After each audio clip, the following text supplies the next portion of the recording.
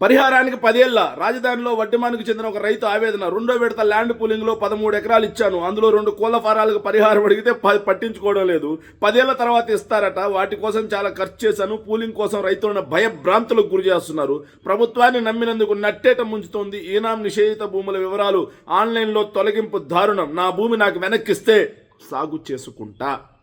రాజధానిలో చంద్రబాబు నాయుడు గారు land pooling పేరుతో రైతుల దగ్గర నుంచి భూమిని ఎలా దోచుకుంటున్నాడు, రైతులను ఎలా ఇబ్బంది పెడుతున్నాడని వైఎస్ఆర్ కాంగ్రెస్ పార్టీ మాట్లాడుతుంటే మేము రాష్ట్ర ద్రోహులం, మేము రాజధాని ద్రోహులం, రాజధానిలో వేల కోట్ల రూపాయల డబ్బు తీసుకొచ్చి ఎప్పటి ముప్పటిగా ఎక్సెస్ రేట్లు వేసి మొబిలైజేషన్ అడ్వాన్స్ ఇచ్చి ప్రపంచంలో ఎక్కడా లేని విధంగా స్క్వేర్ ఫీట్కి 18,000కు పైగా ఇస్తూ దోచుకు తింటున్నారయ్యా అంటే మేము రాజధాని ద్రోహులం. కిలోమీటర్కి 20 కోట్లతో అయ్యేదానికి 100 కోట్లకు పైగా రోడ్లు వేసుకుంటూ దోచుకుంటున్నారా అంటే మేము రాజధాని ద్రోహులు. రామారావు లాంటి రైతుకు న్యాయం చేయండి అని అడిగితే మేము రాజధాని ద్రోహులు. కానీ ఏదైతే రెండో విడత ల్యాండ్ పూలింగ్లో భాగంగా 13 ఎకరాలు ఈ రాజధాని రైతు ఒక అతనిస్తూ ఈ 13 ఎకరాల్లో ఆయన డబ్బుతో సొంత డబ్బుతో నిర్మించుకున్నటువంటి కోళ్ళ షెడ్లు ఉన్నాయి.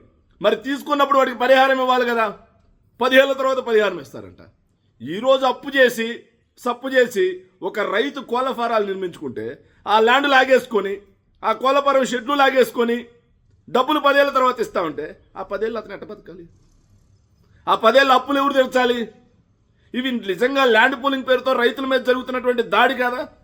ల్యాండ్ పూలింగ్ పేరుతో ఎంతో మందిని బెదిరించి భూములు లాగేసుకుంటున్నారు. మొదటి విడత ల్యాండ్ పూలింగ్లో భాగంగా భూములు ఇచ్చినటువంటి రైతులకే ఫ్లాట్లు ఎక్కడున్నాయో తెలియదు.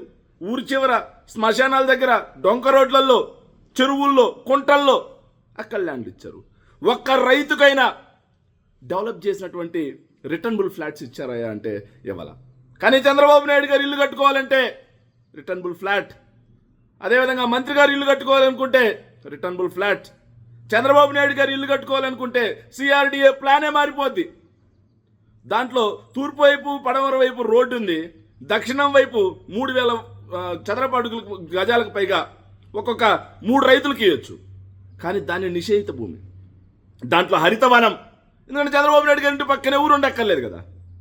ఇలా వాళ్ళకి సంబంధిస్తే అన్నీ జరుగుతాయి. కానీ భూములు ఇచ్చిన రైతన్న అయ్యా నా పరిస్థితి నా గోడిది అని సిఆర్డీఏ ఆఫీసుల చుట్టూ చెప్పులు అరిగేలా తిరిగినా ఎవడు పట్టించుకోడు. నిజంగా వీళ్ళు రైతుల కోసం ఎంతలా బయటికేమో రైతుల కోసం అని చెప్పి డ్రామా చూపిస్తూ లోపల రైతుల్ని ఎంతలా ఇబ్బంది పెడుతున్నారనడానికి నిదర్శనమే ఈ వార్త. Thank you.